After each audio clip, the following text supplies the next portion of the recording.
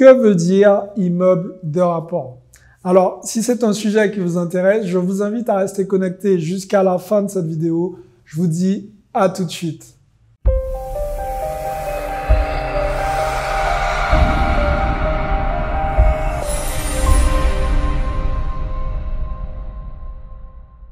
Salut à tous, je suis Xavier Prétéric, je suis l'auteur de 2 livres à succès, le livre Cave et Parking et le livre Devenir libre financièrement grâce aux immeubles de rapport.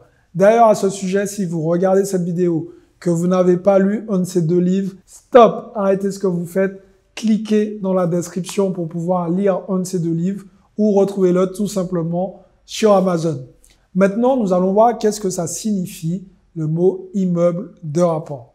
Alors, il faut savoir qu'il y a plusieurs termes. Il y a le mot immeuble de rapport, mais il y a aussi le terme maison de rapport. Alors, immeuble de rapport, ça date d'il y a bien longtemps. Avant, ça s'appelait immeuble de loyer. Et ça vient, si vous voulez, de Paris.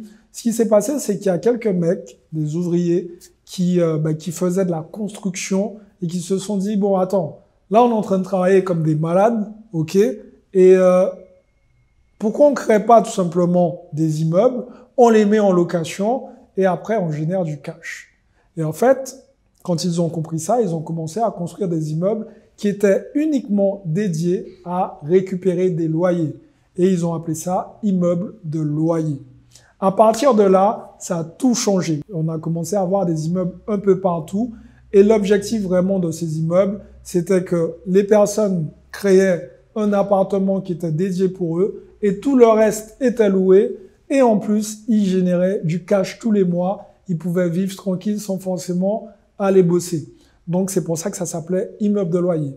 Les immeubles de rapport, c'est exactement la même chose. Puisque pour la plupart, vous allez voir qu'il y a des immeubles qui sont construits depuis bien longtemps et ce sont des immeubles qu'on rachète aujourd'hui, tout simplement. Donc, on n'a rien inventé et on a juste changé le nom qui s'appelle aujourd'hui immeuble de rapport. Et le rapport, on parle de rapport locatif.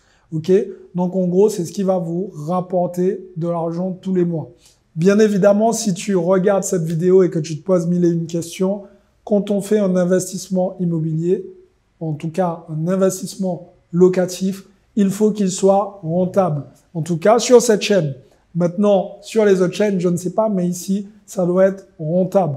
Donc, pour ça, il est primordial pour vous de vous focaliser sur vraiment ce que j'appelle le rapport locatif, en plus, bien évidemment, des prestations que vous allez apporter à vos locataires.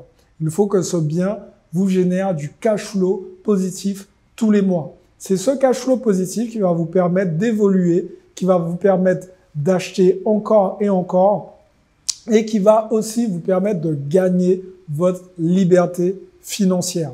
Donc, immeuble de rapport, maintenant on va passer au mot maison de rapport. Il est probable que vous ayez vu ça sur une annonce. Ben, c'est exactement la même chose, sauf que c'est une maison. L'objectif de la maison, elle était tout simplement divisée en plusieurs lots. Alors, certaines maisons ont un seul compteur, donc c'est ce que j'aime bien appeler une division sauvage. Alors, ça ne veut pas dire qu'elle n'a pas été déclarée, hein. Bien évidemment, il y a des gens qui déclarent en faisant une division et d'autres qui ne déclarent pas.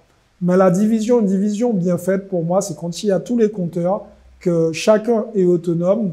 Et là, à ce moment-là, moi, j'appelle ça une division bien faite. Donc, la maison de rapport, finalement, elle est divisée en plusieurs appartements et elle rejoint un peu l'idée des maisons de rapport.